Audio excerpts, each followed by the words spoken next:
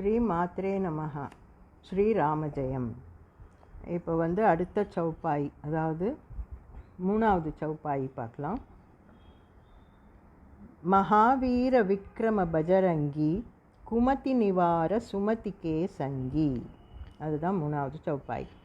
இதில் ஹனுமானை தான் சொல்கிறாரு இல்லையா துளசிதாசர். ஒவ்வொரு வேர்டும் இப்போ ஹனுமானை தான் குறிக்கும். அதனால் மகாவீரா, ஹனுமான் என்ன சொல்கிறார்? மகாவீரன். அது தெரிஞ்ச வேர்டு தானே, மகாவீரன், பெரும் வீரன். அந்த மாதிரி மகாவீரா.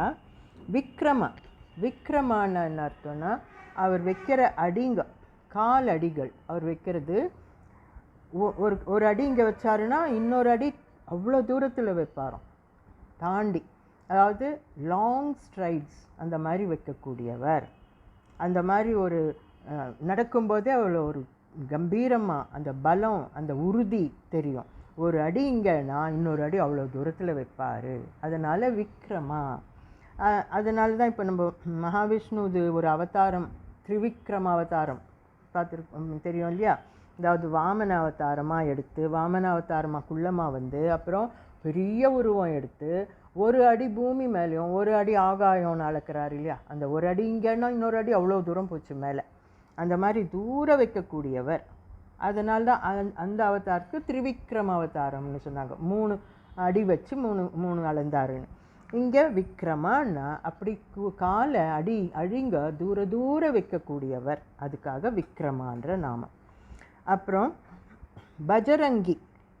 அடுத்த வேர்டு என்னென்னா பஜரங்கி. மகாவீர விக்ரம பஜரங்கி. பஜரங்கின்றதும் ஹனுமானை தான் சொல்கிறாங்க. எப்படி, என்ன அர்த்தம் அதுன்னா, அது ஆக்சுவலாக வஜ்ர அங்கி, அந்த 2 வேர்ட்ஸ் சேர்ந்தது. வஜ்ரா ப்ளஸ் அங்கி. வஜ்ரம்னா வைரம், டைமண்ட். அங்கி உடம்பு, வைரம் போல உடம்பு, வைரம் பாஞ்ச உடம்புன்னு சொல்லுவோம்ல. அதாவது அவ்வளோ பலம், அவ்வளோ பலசாலியாக இருந்தால் அது வைரம் போல உடம்பு. வஜ்ரா ப்ளஸ் அங்கி, வஜ்ரங்கி. அந்த வஜ்ரங்கியை தான் அந்த அவதி ஹிந்தியில் பஜ்ரங்கி அப்படின்னு சொல்கிறது. ஸோ இது பஜ்ரங்கின்னா வைரம் பாஞ்ச ஒரு ஸ்ட்ராங்கு உடம்பு அப்படின்ற மீனிங். இந்த பேர் தான் இப்போ நார்த் இந்தியாவிலலாம் ரொம்ப ஹனுமானை இப்படி பஜ்ரங்கின்னு தான் சொல்லுவாங்க. பஜ்ரங்கபலி, இந்த பேர் தான் ரொம்ப அவங்க சொல்கிறது. நம்ம தான் ஆஞ்சநேயர் சொல்லுவோம், ஹனுமான் சொல்லுவோம், வேறு அந்த மாருதி அந்த மாதிரிலாம். ஆனால் நார்த்தில் மட்டும் அவங்க இந்த பேர் தான் அவங்களுக்கு பிடிக்கும், பஜ்ரங்கபலி அப்படி தான் சொல்லுவாங்க. அந்த மாதிரி வஜ்ரம் போல உடம்பை கொண்ட பலசாலியானவர் அப்படின்றது தான் அந்த அர்த்தம். இப்போ அதை வச்சு தான் இந்த ஜிம்முங்க இல்லைன்னா இந்த மல்யுத்த ப்ராக்டிஸ் பண்ணுற இடத்துல அங்கெல்லாம் ஹனுமான் படத்தை தான் வச்சு கும்பிடுவாங்க இல்லையா? அந்த மாதிரி பலம், உடம்பு வஜ்ரம் போல் இருக்கணும் அப்படின்னு அந்த எக்ஸசைஸ் பண்ணுறவங்கெல்லாம் அப்படி இருக்க தான் ஆசைப்படுவாங்க. அந்த மாதிரி பஜ்ரங்கி அந்த வேர்டு. அது முதல் லைன் ஆச்சு. இப்போ 2வது லைனில் குமதி நிவார சுமதிக்கே சங்கி. குமதி அப்படின்னா மதினா புத்தி, குமதினா கெட்ட புத்திங்க, துர்புத்தி. அந்த மாதிரி துர்புத்தி எல்லாம் இருந்தால் நிவாரா நீக்கிடுவார், அப்பேற்பட்டவர்னு அர்த்தம். அவரை வணங்குறவங்களுக்கு துர்புத்தி இருந்தால் நீக்கிடுவார். அந்த மாதிரி நமக்கு ஒரு ஹெல்ப் பண்ணுவார். சுவாமி என் துர்புத்திங்களை போக்கிடுங்கன்னு கேட்கலாம் நம்ம. அந்த மாதிரி இருக்கும், எல்லாருக்குமே புத்திங்க எல்லாமே நல்லது இருக்காது இல்லையா? திடீர்னு சில சமயம் துர்புத்தியாக வரலாம். அந்த மாதிரி இருந்தால் எனக்கு அது இல்லாமல் பார்த்துக்கோங்கன்னு நம்ம கேட்டுக்கின்னே இருக்கணும். அப்படி அவர் குமதி நிவார், அதை எடுக்கக்கூடியவர், ரிமூவ் பண்ணக்கூடியவர். குமத்திங்களை எடுத்துருவார், கெட்ட புத்தியை. சுமதிக்கே சங்கி, அதை எடுத்துட்டு என்ன கொடுப்பாரு? சுமதி கொடுப்பார். Opposite words, Kumathi Sumathi. குமதி கெட்ட புத்தியை போக்கி நல்ல புத்தி கொடுப்பாரு. அது இல்லாத நல்ல புத்தியோட கூட சேர்ந்து இருப்பார். சங்கி, சங்கினா அக்கம்பனிமெண்ட், சேர்ந்து இருப்பார். யார் நல்ல புத்தியோடு இருக்கிறாங்களோ அவர் கூட இருப்பார். அந்த மாதிரி தான் இப்போ ராமாயணத்துலேயும் பார்க்குறோம் இல்லையா? வாலி சுக்ரீவனுங்க ரெண்டு பேரும் பிரதர்ஸ். ஆனால் அந்த வாலி கொஞ்சம் துர்புத்தி கொண்டவன், சுக்ரீவன் தான் நல்ல புத்தி. அதனால் அவர் சுக்ரீவனை விடவே இல்லை, கூடவே இருந்தார். இருந்து சுக்ரீவனுக்கு தான் ஹெல்ப் பண்ணின்னு இருந்தார், சங்கியாக இருந்தார், சேர்ந்திருந்தார்.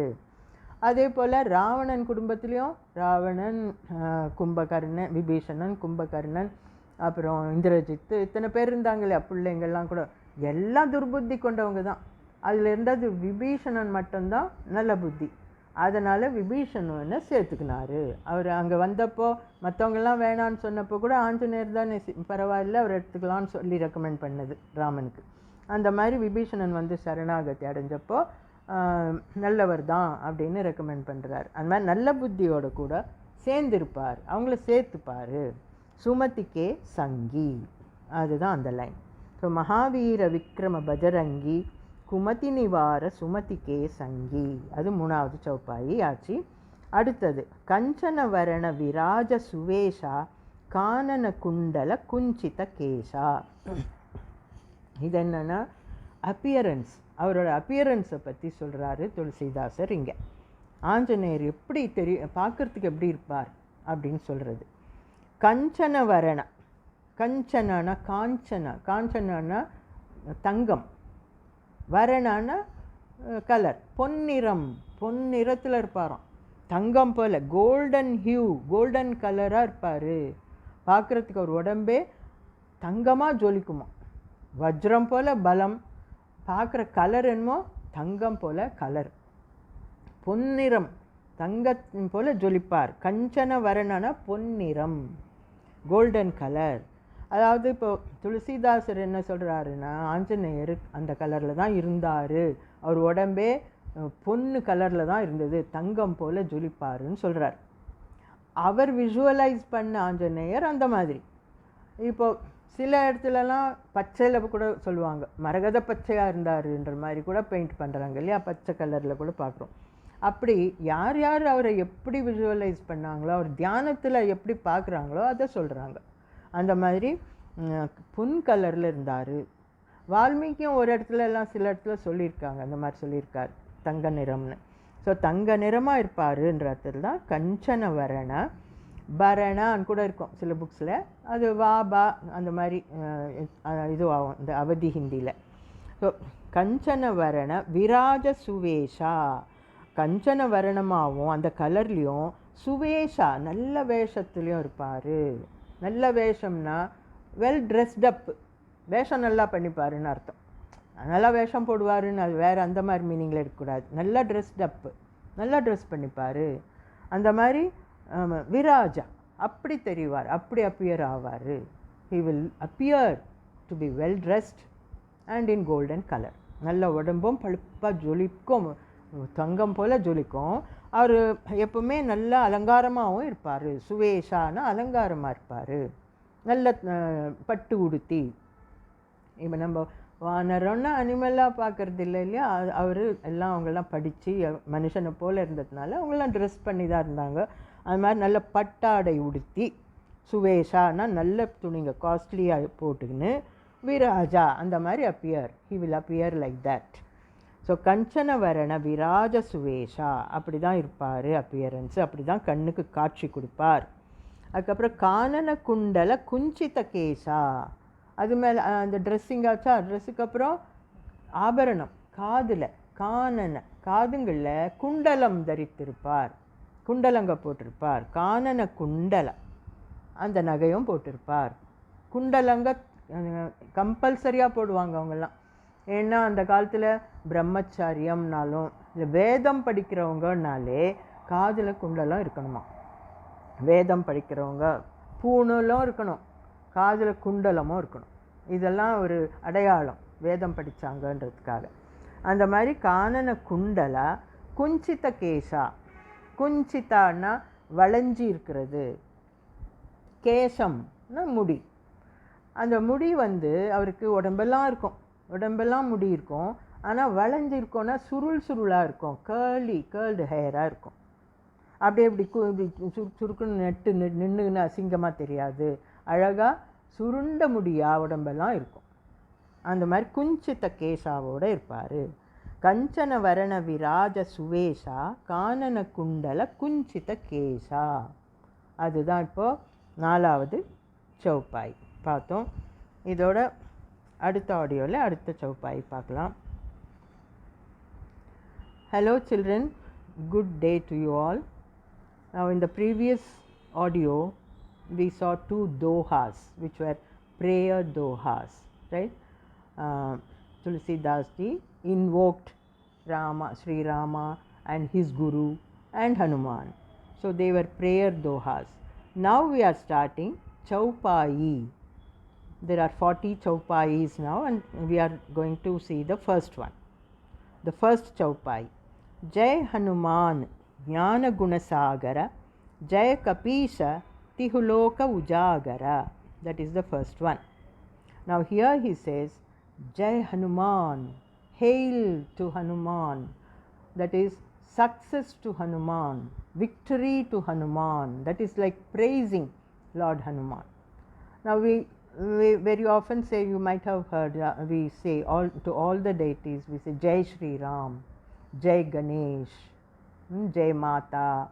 Why do you say that? We want them to be successful in everything. So that's a sort of praising them. You must get success everywhere. Wherever you go, you should you should be victorious. You should get success. That's how we pray. We wish that to happen. So this is Jai Hanuman. He starts with this hailing, he praising him. Jai Hanuman Jnana Gunasagara. Jnana Gunasagara. That is, Jnanam means wisdom. Gunam means his qualities, his virtues. Sagara is ocean. That means, now Hanuman's Jnanam, wisdom, is like an ocean. He is so full of wisdom, that is, it is so deep and full. It is like an ocean, just like an ocean. Now in the ocean, in the sea, we see it is full of water. Similarly, now Hanuman is full of wisdom, intelligence, wisdom. So it is like an ocean in him. And similarly, gunas also. Gunas means his qualities, his virtues. He has all virtues, no vices. All are good qualities. All good qualities in him. So he has so many good qualities in him. When put together, they appear to be an ocean. An ocean full of wisdom and an ocean full of virtues. That's how Tulsidas describes Hanuman.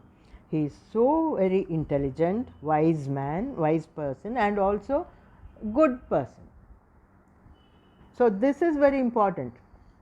Now when we see so many wise men or intelligent persons among us, sometimes we talk about someone like, oh, he's a well educated person, he's such a great man, he knows everything, he has mastered all the subjects, and he's so intelligent.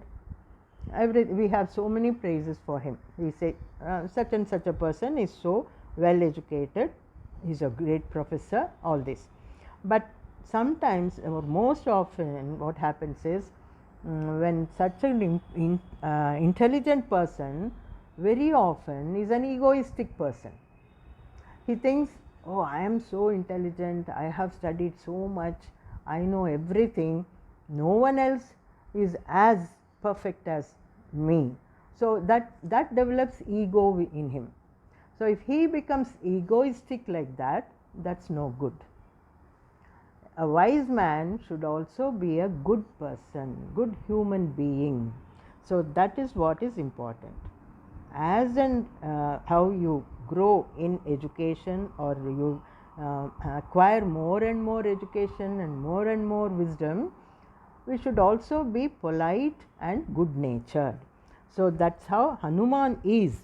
He has Jnanam and Gunam together, and both are equally same amount of Gunam and Jnanam, and they are full like oceans.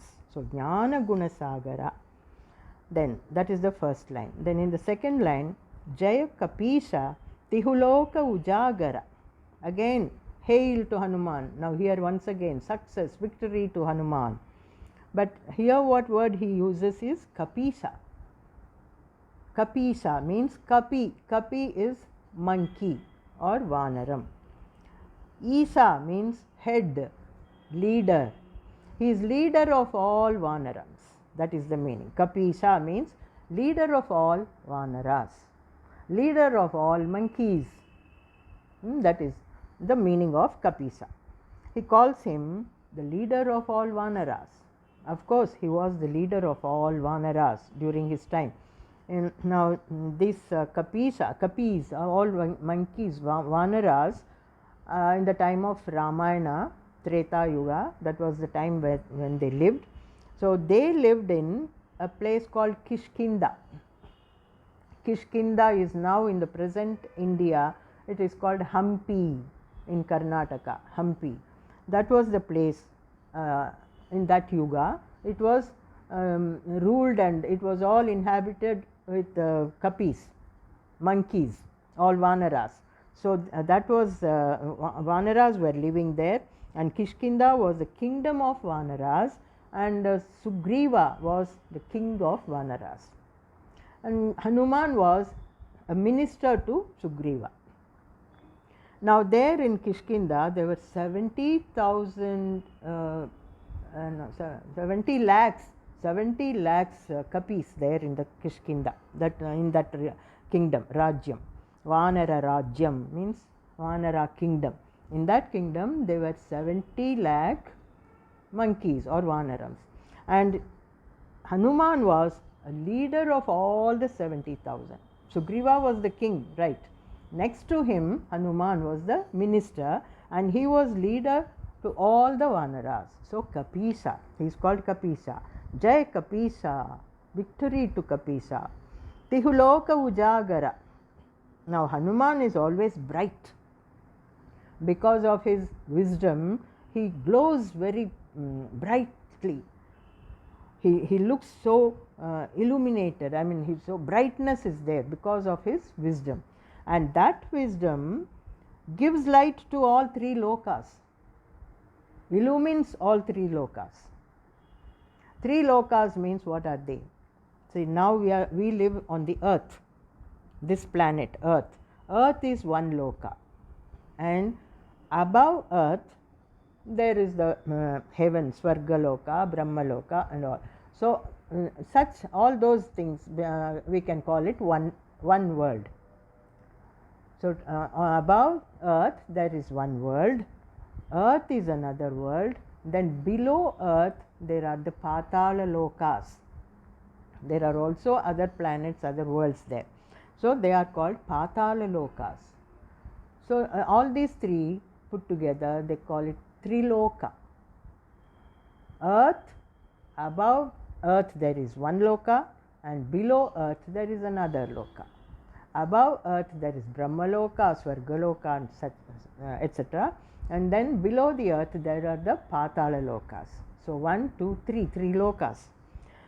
Now, Hanuman, because of his brightness, and how did he get the brightness? Because of his wisdom. He is so full of wisdom that his whole body glows like that. Tejas, we call it Tejas, glows like that. So, that brightness gives light to all three worlds, top, earth and bottom. All three worlds, it gives light. Tihuloka Ujagara, illumines. His brightness illumines all three worlds.